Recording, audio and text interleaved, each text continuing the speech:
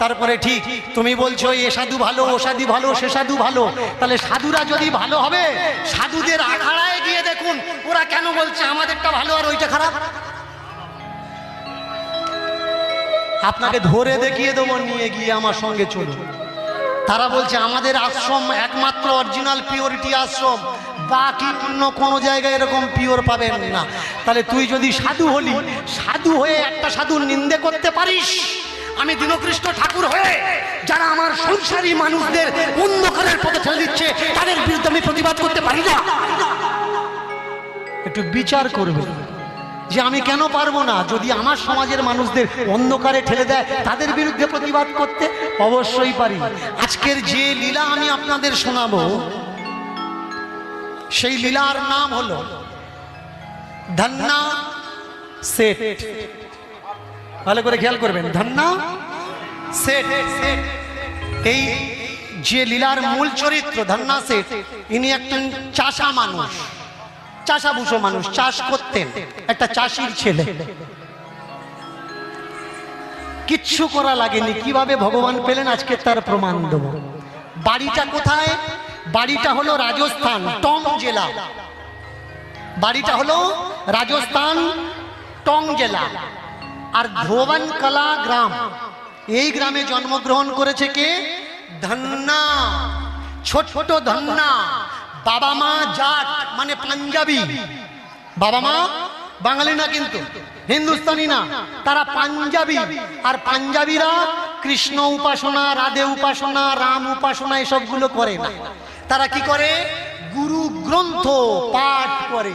সেই গুরু গ্রন্থ যা অবদানকার গুরু নানকের, সেই গুরু নানকের গুরু গ্রন্থে লেখা আছে এই ধন্না জাটের ভক্তির কথা। এবার মন দিয়ে শুনুন, সেই ধন্না জাট, আপনারা আমরা যেমন মাঝে মধ্যে অসৎ গুরুর পাল্লায় পড়ি, ছোট্টবেলায় এও পড়ে গেল অসৎ গুরুর পাল্লায়। গ্রামে এক গুরুদেব এসছেন, গুরুদেবকে জিজ্ঞাসা করছেন, আচ্ছা আপনি গুরু কেন? বললে আমি মানুষকে পথ দেখাই তাই আমি গুরু। পথ দেখান? তা আমাদের গ্রামে তো যখন অজানা লোক আসে তারা জিজ্ঞাসা করে অমুকের বাড়ি কোথায়, তো গ্রামের অনেক মানুষ পথ দেখায়, তাহলে তারা গুরু?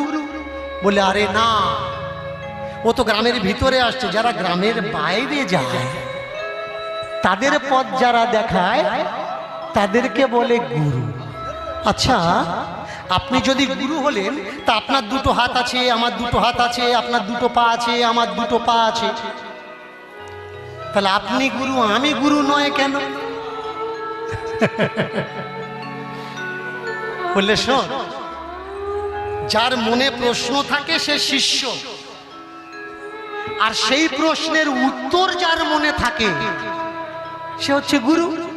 আচ্ছা তাহলে আমার মনে যে প্রশ্ন আছে সেই প্রশ্নের উত্তর আপনার কাছে আছে? বলে হ্যাঁ আছে। প্রশ্ন করো। বলে কি প্রশ্ন? প্রশ্নটা করো। কি প্রশ্ন? আমার প্রশ্ন হলো তিনি সর্বত্র বিরাজমান, সব জায়গায় আছে। তাহলে তুমি যে কাঁধে ঝুলিটা নিয়ে ঘুরছো, এই ঝুলির ভিতরে তিনি আছেন? আস্তে আস্তে আস্তে আস্তে। তুমি যে কাঁধে করে নিয়ে এই ঝুলিটা ঘুরছো, এই ঝুলির ভেতরে কি তিনি আছেন? বললে আছে। বলে দেখাও। জমনি বলেছে দেখাও। ঝুলির ভেতর থেকে একটা শালগ্রাম বের করেছে। বের করলে এই দেখো তিনি, দেখছো? ওই তোমার ঝুলির ভেতর থেকে বের করো। তোমার কাছে নেই মানে তুমি শিষ্য, আমার কাছে আছে মানে আমি গুরু। এবার ধন্না সেই শিলাকে দেখে বলছে, আচ্ছা এ যদি সে হবে, এ তো অচল, এ নিজে চলতে পারছে না, তোমার কাঁধে উঠে চলছে, তাহলে এ সে কি করে হয়? প্রশ্নগুলো শুধু একটু ধ্যান দিয়ে শুনবেন যে ছোট্ট ধন্না প্রশ্ন কি করছে। এ যদি সে হবে তাহলে তোমার কাঁধে উঠে কেন ঘুরছে? এ নিজে কেন চলতে পারছে না? এবার গুরুদেব পড়ে গেছেন বিপদে। আচ্ছা আমার দুটো হাত আছে, দুটো পা আছে, একটা মাথা আছে, তাহলে আমি তো সেই রকম একজন কাউকে উপাসনা করব, বন্ধু করব, যার দুটো হাত পা মাথা আছে। যার হাতও নেই, পাও নেই, মাথাও নেই, ও পাথরের সঙ্গে বন্ধু করে আমি কি করব? এবার গুরুদেব বলে উঠলেন, শোনো ধন্যা, যার হাত নেই সে দেখতে পায় এর হাত নেই, যার পা নেই সে দেখতে পায় এর পা নেই, যার মাথা নেই সে দেখতে পায় এর মাথা নেই। আচ্ছা তাহলে আমি এর মাথা দেখতে পাচ্ছি না, তার মানে আমার মাথা নেই। আমি এর হাত দেখতে পাচ্ছি না, তার মানে আমার হাত নেই। আমি এর পা দেখতে পাচ্ছি না, তার মানে এর পা নেই। বললে হ্যাঁ, তাহলে এই যে আমি দেখতে পাচ্ছি আমার হাত পা। বললে শোনো, ভক্তি এমন হওয়ার দরকার, এই পাথর থেকে হাত পা বেরিয়ে আসবে তেমন ভক্তি করার দরকার। যেই বলেছে সঙ্গে সঙ্গে হাত পেতে ধন্যা বলে উঠলে, ও গুরুদেব, গুরুদেব, ও গুরুদেব, দাও দাও আমার সেই ভক্তি, দাও দাও আমার সেই ভক্তি, দাও দাও আমার সেই ভক্তি, দাও দাও আমার সেই ভক্তি, দাও যে ভক্তিতে বেরোবে পা, দাও দাও আমার সেই ভক্তি, দাও যে ভক্তিতে বেরোবে পা, দাও দাও আমার সেই ভক্তি, দাও যে ভক্তিতে বেরোবে পা, দাও দাও আমার সেই ভক্তি, যে ভক্তিতে বেরোবে পা, দাও দাও আমার সেই ভক্তি, দাও। গুরুদেব অবাক হয়ে গেল, সেই ভক্তি দেব মানে? বলে ভক্তি দেওয়ার জিনিস হয় না রে, ভক্তি করার জিনিস হয়, ভক্তি প্রকাশ করতে হয়। বলে সে কিরকম? বলে 3 টাইম উপাসনা করতে হয়, খেতে দিতে হয়, পড়তে দিতে হয়, মারতে দিতে হয়, চান করতে দিতে হয়। ধন্যা বললে তাহলে এক কাজ করো, তোমার ভগবানকে আমার দাও, আমি দেখব ওর হাত ওর পা আমি বের করতে পারি কি না। ব্যাস, জমনি বলেছে দাও, দেখবো। এবার গুরুদেব মনে করলেন তাহলে শালগ্রাম যদি চলে যায়, শালগ্রাম পাবো কোত্থেকে? এত সহজ ব্যাপার না, ভালো করে মন দিয়ে শুনবেন। শালগ্রাম পৃথিবীর বুকে এক জায়গায় মাত্র পাওয়া যায়। সেটা কোন জায়গায়? সেটা হলো নেপাল গণ্ডকী নদীতে। নেপালের গণ্ডকী নদীতে শালগ্রাম শিলা পাওয়া যায়, পৃথিবীর আর অন্য কোথাও পাওয়া যায় না। এবার মজার বিষয় কোনটা বলুন তো? মজার বিষয় এই, আপনি যখন নেপাল গণ্ডকী নদীতে যাবেন, সেখানে একটা লোককথা আছে। কি লোককথা? গণ্ডকী নামে এক বার বনিতা ছিলেন। ভালো করে শুনবেন, গণ্ডকী নামে একজন বারবনিতা ছিলেন, বারবধূ, শরীর বিক্রি করত। এইভাবে করতে করতে তার বয়স যখন 45-এ দাঁড়িয়েছে, এক গুরুদেব সেই গ্রামে এসছে। গুরু সঙ্গ করে গণ্ডকী জানতে পারলো সে যে কাজ করে অর্থ ইনকাম করছে এটা অপরাধ, মরার পরে সে নরকে যাবে। করজোড় করে গণ্ডকী বলছে, গুরুদেব তাহলে আমার কি উদ্ধার হবে না? বলে উদ্ধার হবে। কিভাবে? বলে তুই যে কাজটা করছিস, যার কাছ থেকে টাকা নিচ্ছিস, তাকে মনে করবি সে তো স্বামী। স্বামী বলে যদি মনে করিস, তাহলে স্বামীকে দেহ দেওয়া তো অপরাধ নয়। ক্লিয়ার? দেখ, তাহলে তাকে স্বামী বলে মনে করবি। এইবার গণ্ডকী কি করে? প্রতিনিয়ত সে নিজের স্বামী বলেই সারা রাত সেবা করে। ভগবান দেখলো এ এমনভাবে সেবা করছে, এ স্বর্গে অনিবার্য যাবে। তাহলে একটা নোংরা মেয়ে যদি স্বর্গে যায়, আমার ভক্ত আমার কৈফিয়াত নেবে না যে ভগবান তোমার এত করে ডাকছি, আমরা বৈকুণ্ঠে যেতে পারছি না, স্বর্গে যেতে পারছি না, আর যে মেয়েটা নোংরা কাজ করলো সে স্বর্গে যাবে? তাহলে আমি পরীক্ষা করব ও প্রকৃত স্বামী জ্ঞানে সেবা করে কিনা। ভগবান একদিন এলেন, এক রাত তার কিনে নিলেন। রাত্রিতে যখন গণ্ডকীর সঙ্গে বিছানায় বসে আছে, ঠিক সেই সময় গণ্ডকীকে জিজ্ঞাসা করছে, গণ্ডকী আমি তোমার কে? বলে তুমি আমার স্বামী। আমি তোমার কে? বলে তুমি আমার স্বামী। আমি তোমার কে? তুমি আমার স্বামী। তুমি আমার স্বামী। সঙ্গে সঙ্গে ভগবান বললে, গণ্ডকী রে, বুকে যন্ত্রণা হচ্ছে, আমায় ধর। ব্যাস, ছটফট ছটফট করতে করতে বিছানায় মরার ভাঙ করে বিছানায় পড়ে আছে। আর তৎকালীন সময়ের নিয়ম ছিল সতীদাহ প্রথা। স্বামী মারা গেছে মানে বউও মরবে। এবার গণ্ডকী দেখছে আমার স্বামী নেই, তাহলে আমি বেঁচে থেকে কি করব? আমাকেও সহমৃতা হওয়া লাগবে। তাড়াতাড়ি করে সেই রাত্রে পাড়ার মানুষদের ডেকেছে, ডেকে তারা এক হতে হতে ভোর হয়ে গেল। গ্রামের মানুষ বলছে ডেকেছো কেন? বলল দেখো আমার স্বামী আজকে রাত্রে মারা গেছে, তাকে সৎকাজ করতে হবে, দাহ করতে হবে, নিয়ে চলো শ্মশানে। পাড়ার লোকেরা বলছে আচ্ছা, ছোটবেলা থেকে আমরা দেখে আসছি তুমি শরীর বিক্রি করছো, আর আজকের কে তোমার ঘরে ঢুকেছে তার কাছে তুমি স্বামী হয়ে গেলে, স্ত্রী হয়ে গেলে? বললে হ্যাঁ ওটা আমার স্বামী। বললে বেশ, ওটা যখন তোমার স্বামী তা আমরা ছোঁবো কেন? তোমাকে ছুঁলে আমরা নোংরা হয়ে যাব, তুমি তো নোংরা মেয়ে, তোমার স্বামীকে তুমি নিজে নিজেই শ্মশানে নিয়ে যাও। ব্যাস, মরা স্বামীকে কোলে করে নিয়ে চলেছে সমুখে শ্মশান ঘাটে। সেখানে গিয়ে বললে এখানে যখন এনেছি চিতাটা তোমরা সাজিয়ে দাও। বলে তোর চিতা আমরা সাজাবো কেন? তুই তো সতী নারী, তোর স্বামী মারা গেছে, তা চিতা নিজে নিজে সাজিয়ে নিজে নিজে ওঠ। নিজে নিজে চিতা সাজিয়ে স্বামীকে তুলে দিলেন, নিজেও উঠে বসলেন। এবার বললেন ওগো আমার গ্রামের সজ্জন সকল, আগুনটা অন্তত দিয়ে দাও। বলে তোর চিতা তুই আগুন দিয়ে নে। বললে আমি নিচে নামবো, ফের আগুন জ্বালাবো, আমার স্বামী তো তখন মাথাটা নিচে পড়ে থাকবে, আমি কোলে করে বসে আছি, তোমরা জ্বালিয়ে দাও। ভগবান মনে মনে করছে সর্বনাশ, এ চিতায় উঠেছে, আর সত্যি সত্যি গ্রামের লোক যদি চিতা জ্বালিয়ে দেয় তাহলে আমার পরিস্থিতি কি হবে? পরীক্ষা নিতে এসে আমার অবস্থা দুরবস্থা হয়ে যাবে। ব্যাস, হলো কি? বললে ও গণ্ডকী, তোর চিতা তুই জ্বালিয়ে দে।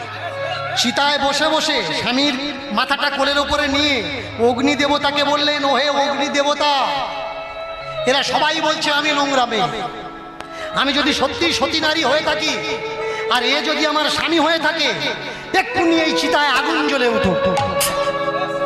যেই বলেছে দপ করে আগুন জ্বলে উঠেছে। ভগবান দেখলে গা পুড়ে যাবে, বাঁচবো না, মরে যাব। এবার করলে কি, মেঘ তাড়াতাড়ি এসো, বরুণ দেব তাড়াতাড়ি বর্ষা দাও, তা না হলে আমার কন্ডিশন খুব খারাপ। যেই বলেছে গর্জন হলো মেঘ, ঝরঝর ঝরঝর করে বৃষ্টি হলো, জমনি বৃষ্টি হচ্ছে, বজ্রাঘাত হচ্ছে। সতী নারী চিতা থেকে বলে উঠলে আমি যদি সতী নারী হয়ে থাকি, যত বৃষ্টি হবে অত জোরে চিতা জ্বলবে। ভগবান লাফিয়ে উঠেছে কোলের থেকে, গণ্ডকীকে কোলে করে নিয়ে নিচে নেমেছে। এত সহজ ব্যাপার না, ভালো করে মন দিয়ে শুনবেন। শালগ্রাম পৃথিবীর বুকে এক জায়গায় মাত্র পাওয়া যায়। সেটা কোন জায়গায়? সেটা হলো নেপাল গণ্ডকী নদীতে। নেপালের গণ্ডকী নদীতে শালগ্রাম শিলা পাওয়া যায়, পৃথিবীর আর অন্য কোথাও পাওয়া যায় না। এবার মজার বিষয় কোনটা বলুন তো? মজার বিষয়ে আপনি যখন নেপাল গণ্ডকী নদীতে যাবেন, সেখানে একটা লোককথা আছে। কি লোককথা? গণ্ডকী নামে এক বার বনিতা ছিলেন। ভালো করে শুনবেন। গণ্ডকী নামে একজন বার বনিতা ছিলেন, বারবধূ, শরীর বিক্রি করত।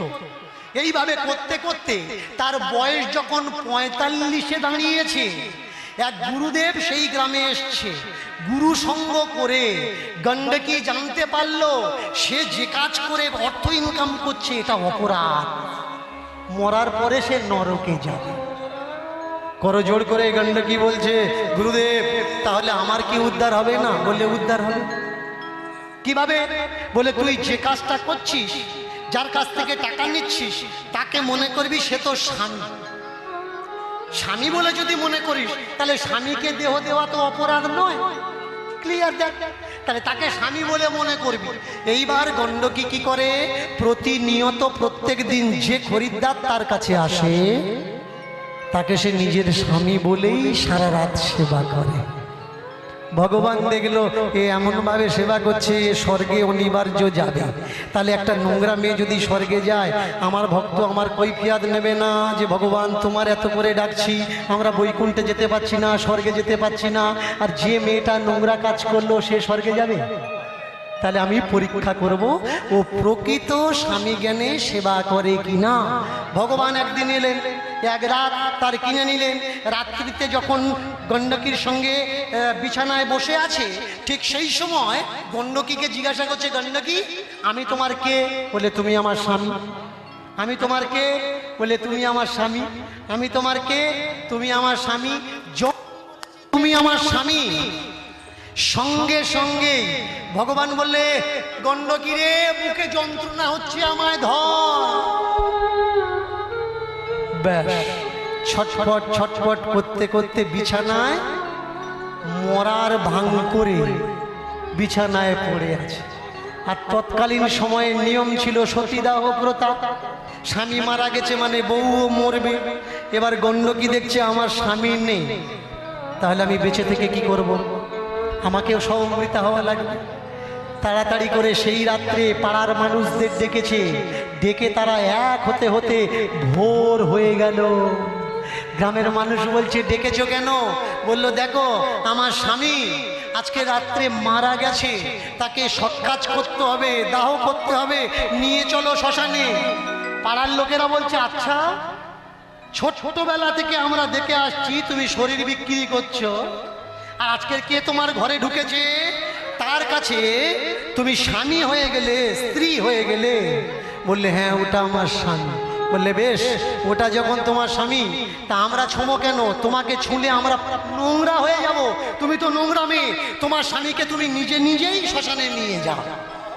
ব্যাস, মরা স্বামীকে কোলে করে নিয়ে চলেছে সম্মুখে শ্মশান ঘাটে। সেখানে গিয়ে বললে, এখানে যখন এনেছি চিতাটা তোমরা সাজিয়ে দাও। বলে, তোর চিতা আমরা সাজাবো কেন? তুই তো সতী নারী, তোর স্বামী মারা গেছে, তা চিতা নিজে নিজে সাজিয়ে নিজে নিজে ওঠ। নিজে নিজে চিতা সাজিয়ে স্বামীকে তুলে দিলেন, নিজে উঠে বসলেন। এবার বললেন, ওগো আমার গ্রামের সজ্জন সকল, আগুনটা অন্তত দিয়ে দাও। বলে, তোর চিতা তুই আগুন দিয়ে নে। বললে, আমি নিচে নামবো, ফের আগুন জ্বালাবো? আমার স্বামী তো তখন মাথাটা নিচে পড়ে থাকবে, আমি কোলে করে বসে আছি, তোমরা জ্বালিয়ে দাও। ভগবান মনে মনে করছে, সর্বনাশ, এ চিতায় উঠেছে, আর সত্যি সত্যি গ্রামের লোক যদি চিতা জ্বালিয়ে দেয়, তাহলে আমার পরিস্থিতি কি হবে? পরীক্ষা নিতে এসে আমার অবস্থা দুরবস্থা হয়ে যাবে। ব্যাস, হলো কি? বললে, ও গণ্ডকী, তোর চিতা তুই জ্বালিয়ে। চিতায় বসে বসে স্বামীর মাথাটা কোলের উপরে নিয়ে অগ্নি দেবতাকে বললেন, ওহে অগ্নি দেবতা, এরা সবাই বলছে আমি নোংরা মেয়ে। আমি যদি সত্যি সতী নারী হয়ে থাকি, আর এ যদি আমার স্বামী হয়ে থাকে, এক্ষুনি এই চিতায় আগুন জ্বলে উঠো। যেই বলেছে দপ করে আগুন জ্বলে উঠেছে। ভগবান দেখলে গা পুড়ে যাবে, বাঁচবো না, মরে যাব। এবার করলে কি, মেঘ তাড়াতাড়ি এসো, বরুণ দেব তাড়াতাড়ি বর্ষা দাও, তা না হলে আমার কন্ডিশন খুব খারাপ। যেই বলেছে গর্জন হলো মেঘ, ঝরঝর ঝরঝর করে বৃষ্টি হলো, জমনি বৃষ্টি হচ্ছে, বজ্রাঘাত হচ্ছে। সতী নারী চিতা থেকে বলে উঠলে, আমি যদি সতী নারী হয়ে থাকি, যত বৃষ্টি হবে অত জোরে চিতা জ্বলবে। ভগবান লাফিয়ে উঠেছে কোলের থেকে, গণ্ডকীকে কোলে করে নিয়ে নিচে নেমেছে। গণ্ডকী দেখলে স্বামী তো মারা গেছিল, বেঁচে উঠলো কি করে? কে তুমি? বললে, আমি নারায়ণ। ভালো করে শুনবেন, কথাগুলো মন দিয়ে শুনবেন। আমি নারায়ণ। নারায়ণ মানে আমি জগৎপতি নারায়ণ। তুমি আমার স্বামী হয়ে এসেছিলে? হ্যাঁ রে গণ্ডকী, বর প্রার্থনা কর, আশীর্বাদ চা। কি বর তোকে দেব বল? গণ্ডকী বললে, ঠাকুর, যেমন করে আমার স্বামী হয়ে আমার কোলে আমার বুকে মাথা দিয়ে তুমি ছিলে, যতদিন পৃথিবী থাকবে ততদিন তুমি আমার বুকে মাথা দিয়ে থাকবে। ব্যাস, নারায়ণ নিজে শালগ্রাম হয়ে গেলেন, কালো কালো মাথা হয়ে গেল, আর গণ্ডকীকে বললে তুই নদীর ধারা হয়ে যা। সেই গণ্ডকী নদী, আপনারা বই পড়তে গেলে টাইম লাগবে, ইউটিউব আছে তো, মোবাইল চালান, আপনার নেই, আপনার ছেলের আছে, ভাইপোর আছে, দাদার আছে, কাকার আছে, ইউটিউবে গিয়ে গণ্ডকী নদী সার্চ করবেন, তাহলে বুঝতে পারবেন দীনকৃষ্ণ ঠাকুর মিথ্যে কথা বলছে কি সত্যি কথা বলছে। এইবার গণ্ডকী নদীতে যদি শালগ্রাম শিলার জন্ম হয়, ভালো করে খেয়াল করবেন কথাগুলো, দুঃখ কোন জায়গায় লাগে? গণ্ডকী নদী যেখানে শালগ্রাম শিলা পাওয়া যায়, তারা বলছে গণ্ডকীর কারণে নারায়ণ শিলা হলো, আর গণ্ডকী নোংরা নদী হয়ে গেল। তাহলে যারা বলছে সতীত্ব নষ্ট করেছে তুলসীর, আর তুলসীর অভিশাপে নারায়ণ শালগ্রাম শিলা হচ্ছে, তাহলে গল্প দুটো হয়ে গেল না? কি গল্প দুটো হলো তো? তুলসীর অভিশাপে শালগ্রাম হলো, না গণ্ডকীর জন্য শালগ্রাম হলো? যেখানে শালগ্রাম শিলা পাওয়া যায় তারা বলছে গণ্ডকীর জন্য শালগ্রাম শিলা হয়েছে, আর ভারতের মানুষ বলছে তুলসীর অভিশাপে শালগ্রাম শিলা হয়েছে। তার মানে মিথ্যে তো কেউ একজন বলছে। কে মিথ্যে কথা বলছে? এর জন্যই পড়াশোনা করা। তাকে দেখুন কত বড় চক্রান্ত, কেমন আমি ছেঁকে রেখে দিয়ে যাচ্ছি, নেওয়ার দায়িত্ব তোমার। তাহলে কত বড় চক্রান্ত দেখুন। চক্রান্ত কোনটা? চক্রান্ত হলো তুলসীর স্বামীকে বধ করার জন্যে নারায়ণ গেলেন ছদ্মবেশে সতীত্ব নাশ করার জন্যে। কেন? দেবতাদের ভিতরে তো সব থেকে ক্যারেক্টারলেস ইন্দ্র। ইন্দ্র যদি গুরুপত্নীর সর্বনাশ করতে পারে, তা তুলসী সর্বনাশ করার জন্য ইয়ে না গিয়ে বিষ্ণুর পাঠাচ্ছে কেন? ভাববার বিষয় নয় কি? তাহলে এই যে দেবদেবীদের ক্যারেক্টারলেস কারা করে দিল? আমার সনাতন ধর্মের এই কালচারগুলো। আমার দেবতারা, আমার নারায়ণের এই চরিত্র যে অন্য স্ত্রীর দিকে চোখ দিকে তাকায়, এই গল্পটা আমার নারায়ণের গল্প না। এই গল্পটা লিখলো কারা? কিছু ধান্দাবাজ মানুষ সনাতন ধর্মের গায়ে কালি লাগানোর জন্যে। তুলসীর চরিত্রকে তারা নষ্ট করতেও ছাড়লো না। প্রেম সে বলো নিতাই গৌর হরি হরি হরি হরি বল। আরো কেমন বিচিত্র বিষয় দেখুন। আমাকে কিছু ভক্ত জিজ্ঞাসা করেছে, বাবা সত্যি সত্যি কি তুলসীর মাথায় পেশাব করে কুকুর? এটা মনে প্রশ্ন। কৃত্তিবা সোজা তার রামায়ণে লিখে রেখেছে তুলসীর মাথায় কুকুর প্রস্রাব করে। এটা কি সত্যি? ও তো রামায়ণে লেখা আছে, আপনি তো ভুল কথা বলেননি। আমি বললাম শোনো, তুলসীর মাথায় কুকুর পেশাব করে সারাসার মিথ্যে কথা। কুকুর যদি তুলসী গাছ দেখলে পেশাব করে, গোটা কত তুলসী গাছ নিয়ে কুকুরে দিয়ে ফেলে দাও দেখি পেশাব করে কি? কি পরিষ্কার কথা, তুলসী গাছ তোলো আর কুকুরের কাছে দাও, পেশাব করে কি দেখি। তাহলে পেশাব কেন কুকুর করে? তিনটে কারণ, ভালো করে মন দিয়ে শুনবেন। কুকুর পেশাব কেন করে? তিনটে কারণ। একটা, কুকুর যে এরিয়ায় থাকে সেই এরিয়ায় দখল করার জন্যে তার যতদূর পর্যন্ত এরিয়া ততদূর পর্যন্ত পেশাব করে। সে যে কোনো উঁচু দরজা দেখতে পাক, ঢিবি দেখতে পাক, ও যদি আপনার চেয়ারম্যান কি হয় তার গায়েও, আপনার ঘরের দরজা আপনি এই করবেন, তার আগে ওর দেওয়া হয়ে গেছে। কেন না এটা আমার এরিয়া। কুকুর আর একটা কারণে পেশাব করে। কেন? কুকুরের মালিকের সঙ্গে কুকুর যখন অজানা রাস্তায় যায়, ফেরার জন্যে প্রত্যেকটা বাঁকে বাঁকে, প্রত্যেকটা কিছুটা কিছুটা দূরে পেশাব করে। কারণ কুকুরের ঘ্রাণ শক্তি বেশি, সে শুকে শুকে যাতে বাড়ি পর্যন্ত ফিরতে পারে। আর একটা কারণ কি? আর একটা কারণ হলো কুকুরের যত। তাহলে যারা লিখলো তুলসীর মাথায় কুকুর প্রস্রাব করে, এটাই প্রত্যেকটা কিছুটা কিছুটা দূরে পেশাব করে, কারণ কুকুরের ঘ্রাণ শক্তি বেশি, সে শুকে শুকে যাতে বাড়ি পর্যন্ত ফিরতে পারে। আর একটা কারণ কি? আর একটা কারণ হলো কুকুরের যখন পেশাব পায় যেখানে খুশি সেখানে, ও কোনো গাছ দেখে না, কোনো জায়গা দেখে না। এই হলো মূল সত্য। তাহলে যারা লিখলো তুলসীর মাথায় কুকুর প্রস্রাব করে, এটাই তো বুঝতে হবে, এরাই তো সনাতন ধর্মের সর্বনাশ করেছে। এরাই তো সনাতন ধর্মের সর্বনাশ করেছে। তাহলে এখন সময় এসেছে সেই সব সনাতন ধর্মের যারা নোংরা বানিয়েছে সেই নোংরা গল্পগুলো মুছে দিয়ে অরিজিনাল তথ্যকে অ্যাকসেপ্ট।